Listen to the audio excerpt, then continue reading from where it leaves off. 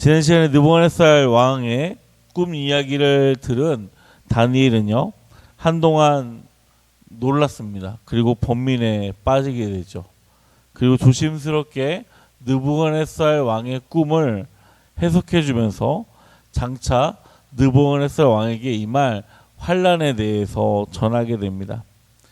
다니엘은 왕에게 지금부터라도 공의를 행하고 가난한 자를 긍휼히 여기면 죄악을 용서받을 것이라고 간절하게 당부를 합니다.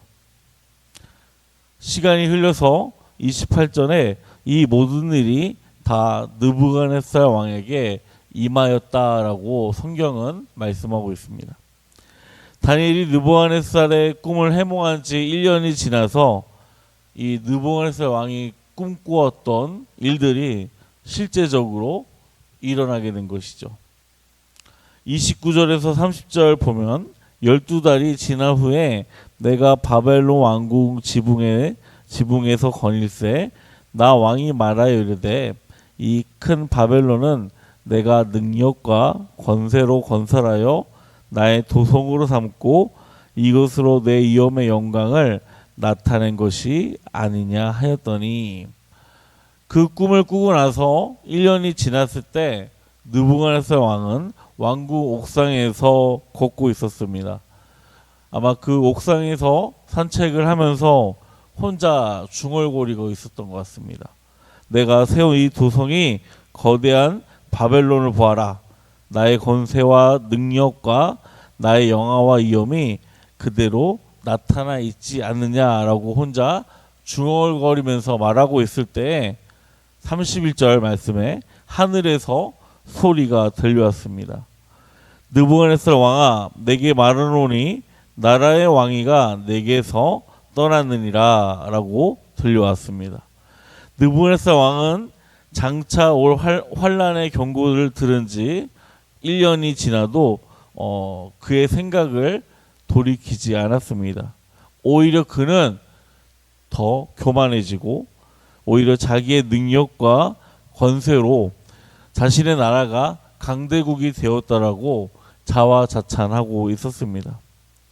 교만은 내가 내 인생의 주인이라고 생각을 하는 것입니다. 자신을 하나님 자리에 놓고 모든 영광을 자기에게 돌리는 것이죠.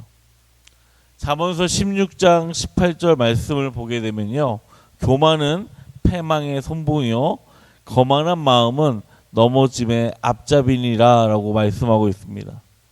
그러므로 성도는 하나님이 유예 기간을 주셨을 때 예배와 또 말씀 묵상으로 묵상 가운데 들려오는 경고의 말씀들을 듣고 자기 자신을 돌아보아야 할 것입니다. 그리고 하나님 앞에 나와서 회개하고 그 삶이 회복되어져야 할 것입니다. 우리 성도님들은 낮은 자의 성도님들이 되시기를 소망합니다. 늘 항상 예배를 통해서, 기도를 통해서, 하나님의 말씀을 통해서 내가 지금 어떠한 상태에 있는지 점검하시는 우리 성도님들이 되시기를 주님의 이름으로 소망합니다. 31절부터 33절 말씀을 보게 되면 이 말이 아직도 나와의 입에 있을 때 하늘의 소리가 내려 이르되 느부갓네살 왕아, 내게 말하노니 나라의 왕위가 내게서 떠났느니라. 네가 사람에게서 쫓겨나서 들짐승과 함께 살면서 소처럼 풀을 먹을 것이요 이와 같이 7대를 지나서 지극히 높으신 이가 사람의 나라를 다스리시며 자기의 뜻대로 그것을 누구에게든지 주시는 줄을 알기까지 이르리라 하더라. 바로 그때 이 일이 나 느부갓네살에게 응함으로 내가 사람에게서 쫓겨나서 소처럼 풀을 먹으며 몸이 하늘 이슬에 젖고 머리털이 독수리 털과 같이 자랐고 손톱은 새발톱과 같이 되었더라. 아멘.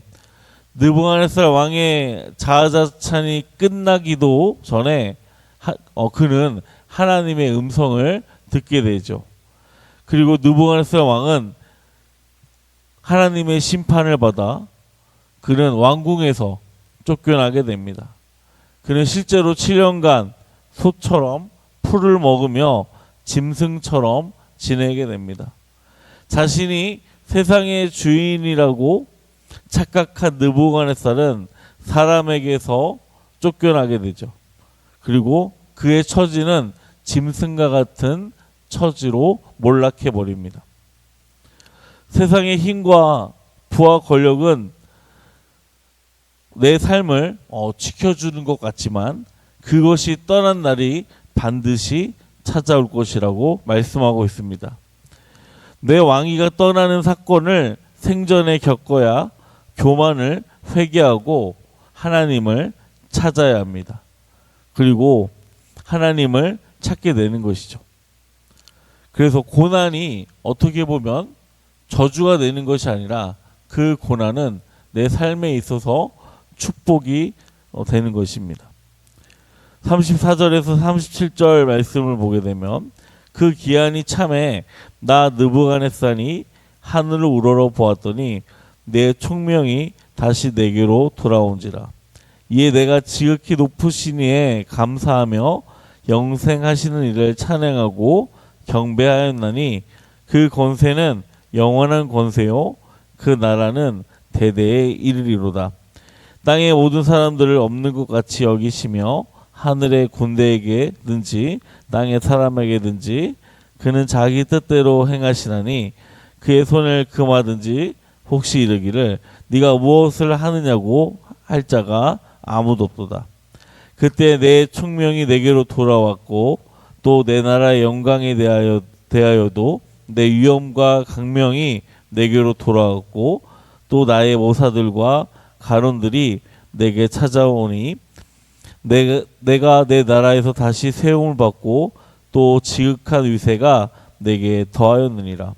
그러므로 지금 나 느부갓네살은 하늘의 왕을 찬양하며 친송하며 경배하노니 그의 일이 다 진실하고 그의 행하심이 의로우심으로 교만하게 행하는 자를 그가 등이 낮추심이라. 아멘.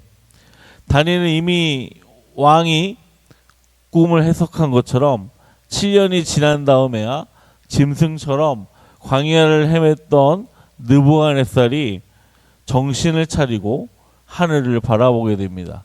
우리 성경에는 그가 총명하게 되었다라고 말씀하고 있습니다. 하늘을 바라본다라는 의미는요, 그가 하나님께 순종하고 하나님께 항복했다라는 의미입니다.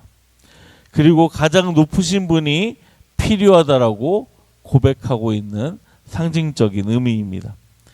가장 높으신 분이 계시는 하늘을 향해 그는 여호와 하나님을 찬양할 때 모든 것이 회복되어지는 것입니다. 느부갓네살 왕은 하나님의 절대적인 주권과 또 거품이나 다름없는 세상의 권세의 현실을 확실하게 깨닫게 되는 순간입니다. 바벨론 왕이 창조주 하나님 앞에서 자신의 참 위치를, 하나님 앞에는 내가 결코 보잘것없는 존재라는 것을 인식하게 되는 것이죠. 드디어 7년 만에 하나님이 느부갓네살 왕에게 완전한 항복을 받아내신 것입니다. 느부갓네살은 전능자이신 하나님의 능력을 인정하고 그분의 주권과 또 의로우심을 찬양하고 있습니다. 느부갓네살 왕은 쫓겨나는 고난을 겪으며 자기 위에 영생하시는 하나님이 계심을 그는 깨닫게 되는 순간이었습니다. 아무리 오랫동안 고난이 계속할지라도 하나님이 정하신 때는 반드시 찾아옵니다. 그 고난의 시간을 통과하면 100% 죄인이 내가 어떠한 존재인지 깨닫게 되고 내가 내 자신에 대해서 알게 됩니다. 그리고 100% 오르신 하나님을 만난다면 그것이 가장 복된 인생이 될 것입니다. 사랑하는 성도 여러분, 우리의 삶이 느부갓네살 왕처럼 어리석은 선택을 하는 것이 아니라 하나님의 말씀에 귀 기울이고 순종하는 순종하는 저와 여러분들이 되기를 바랍니다. 그는 37절에 그러므로 지금 나 느부갓네살은 하늘의 왕을 찬양하며 신송하며 경배하노니 그의 일이 다 진실하고 그의 행하심이 의로우심으로 교만하게 행하는 자를 그가 능히 낮추심이라라고 고백을 합니다. 하나님은 교만한 자를 낮추십니다. 그리고 낮은 자를 높이 세워주십니다. 이 말씀을 오늘 하루 동안 또 이번 한 주간 동안 우리 성도님들 마음에 새겨서 내가 하나님 앞에서는 결코 높은 존재가 아니라는 사실을 깨달으시는 저와 우리 성도님들이 되시기를 주님의 이름으로 소망합니다.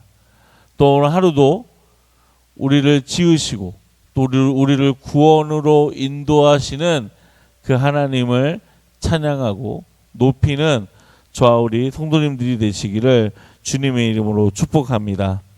기도하겠습니다.